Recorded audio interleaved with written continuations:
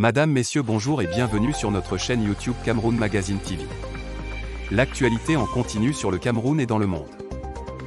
Vous êtes maintenant plusieurs milliers d'abonnés à travers le monde qui nous suivent au quotidien et partagent nos vidéos. Un grand merci pour votre confiance.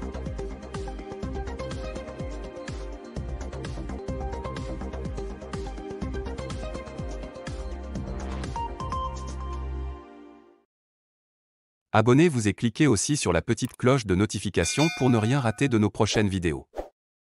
N'oubliez pas de partager aussi la vidéo et de la liker. Le président de la Fédération camerounaise de football, Samuel Eto'o, vient de perdre un proche.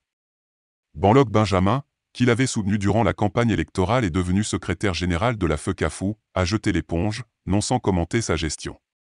Selon les révélations du désormais ex-SG de la FECAFOU, Samuel Eto'o aurait transformé ses collaborateurs en simples suiveurs obéissant aux dirigeants, violant les textes qui régissent le fonctionnement de l'institution. Pour ma part et très humblement, une administration de progrès à la FECAFOU ne peut se réduire à la danseuse du président, qui semble être votre seule volonté.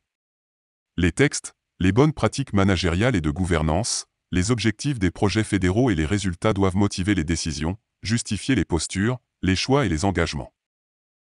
Du fait de ne pouvoir travailler dans un environnement propice à l'atteinte de ce niveau de performance pour redonner au football camerounais toute sa grandeur, il me semble qu'il est de mon devoir de vous remercier ainsi que le comité exécutif de la FECAFOU pour la confiance placée en ma modeste personne et à laquelle j'ai décidé de renoncer.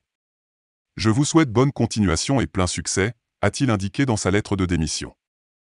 Samuel Eto'o serait-il un leader autoritaire ? Telles semblent être les nombreuses décisions controversées que le nouveau président de la Fédération camerounaise de football a prises depuis son entrée en fonction. Samuel Eto'o procède à une purge quasi complète du personnel qu'il retrouve à son arrivée. Selon plusieurs sources, l'expulsion des avocats responsables des procès de la FECAFOU a aggravé la situation de la fédération devant les juridictions nationales et internationales. Avant le lancement de la CAN, Samuel Eto'o avait limogé l'officier de liaison de la FECAFOU, Ferdinand Makota. Il a été accusé de pratiques immorales.